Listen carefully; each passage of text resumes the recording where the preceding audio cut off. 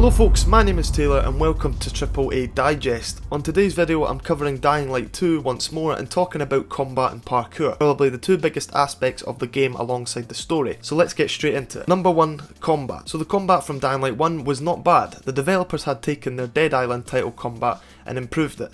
Well, this goes the same for the transition from Dying Light into Dying Light 2. The combat is described as still joyful, however it is now more tactical. This means you have to assess your situation and decide what you're going to do before you just jump in and get smooshed. The various moves are back in this game and you can pull off some of those sick maneuvers against both humans and the viral infected, such as the slow-mo dodge technique allowing you to get behind a foe quickly for the advantage. Different moves are once more unlockable and upgradable through the levelling up system, but we will have a video separately on levelling up soon. In Dying Light 2, improvised weapons are a key element of the brutal melee combat, unlike Dying Light 1. In the first game, you were encouraged to find or unlock weapons and upgrade them in order to fight off the increasingly difficult dead.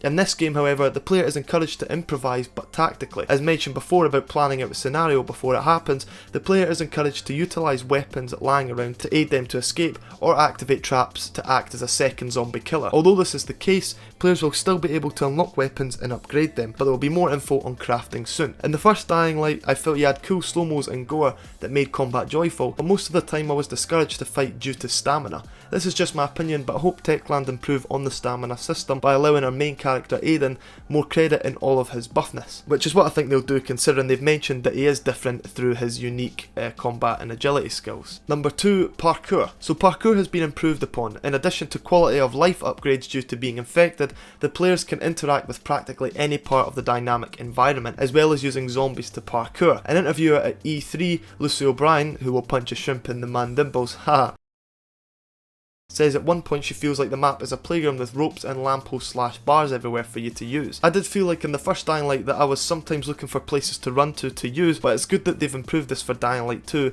where you can pretty much use anything. Which also brings me to the next thing, is that there is double the moves in Dying Light 2 than before, and you do see them showcase some of these, even doing about 10 different moves in a few seconds. Some of these enhanced parkour skills include wall running, wall jumping, long jumps, a grappling hook, a single-handed paraglider, and even grabbing enemies to break your fall. And in Dying Light 2 there's a clear focus on blending these different branches of the game. During a fight with a heavy foe wielding an electrified sledgehammer, for example, you can use your grappling hook on the ceiling to use a swing kick, stunning the opponent. This is how combat can be used with parkour. It's also nice to see the grappling hook make its return kind of. In Be the Zombie mode of the first game, the zombie had a grapple-like thing that shot from its mutated arm, and it was extremely helpful and fun to use. The single-handed paraglider is interesting, and I can't wait to climb to the highest point of the game and jump off. These tools have been said to be unlocked through the leveling up system that not only focuses on skills but now includes tools similar to Far Cry. As well as using the grapple and glider, you can also change the way you parkour through choices that not only affect story aspects of the game but also gameplay aspects. You can now make choices that open up new routes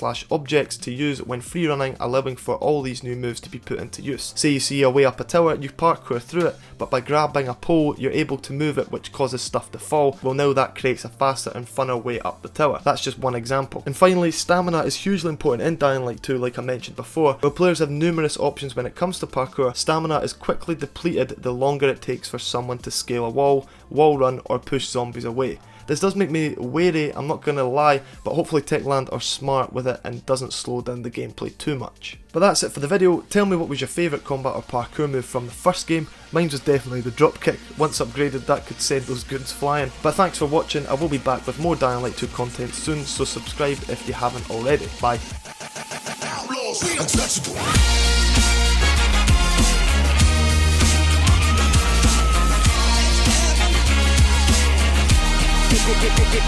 Get live.